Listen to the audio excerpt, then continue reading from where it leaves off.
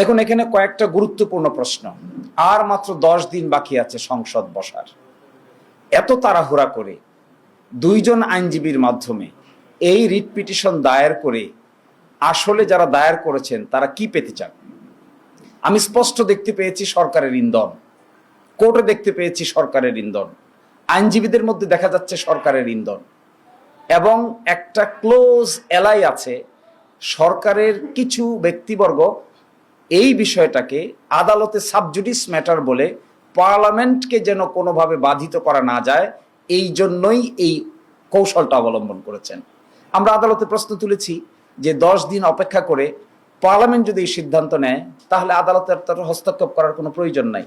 মাত্র তো 10 দিন আগে যেহেতু করা হয়নি, নভেম্বর মাসে আদেশ হয়েছে, ডিসেম্বর মাস, জানুয়ারি মাস, ফেব্রুয়ারি মার্চ, এটা মার্চ মাস যাচ্ছে। এতদিন যদি এটা চ্যালেঞ্জ করার প্রয়োজন না হলো তাহলে 12 তারিখ পর্যন্ত অপেক্ষা করতে এখানে অসুবিধাটা কোথায়?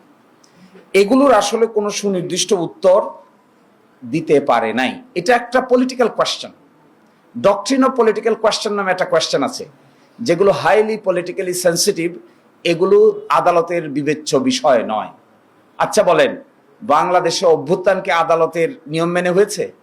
আদালতের আদেশ মেনে কি মাস আপসার্চ হয়েছে, বিপ্লব হয়েছে, অন্তর্বর্তী সরকার হয়েছে, কিংবা গণভোট হয়েছে, কিংবা জাতীয় নির্বাচন হয়েছে? এখন এসে দেখেন, খুব ইন্টারেস্টিং, জাতীয় নির্বাচনের পার্টটুকুকে চ্যালেঞ্জ করে না, চ্যালেঞ্জ করে শুধু গণভোটের পার্টটুকুকে। জাতীয় নির্বাচন তো একদিনই হয়েছে, পাশাপাশি ব্যালটে হয়েছে। আপনি যদি সেকশন 3 গণভোট অধ্যাদেশ সেকশন 3-কে যদি চ্যালেঞ্জ করেন, আবার জাতীয় গণপরিষদ গঠন না করতে চান, তাহলে আপনি জাতীয় নির্বাচনকে চ্যালেঞ্জ করেন না কেন?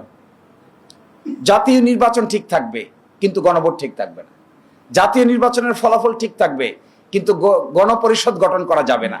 এর অর্থ যেটি বোঝা যাচ্ছে, this two writ petitions are calculative and politically motivated writ petitions.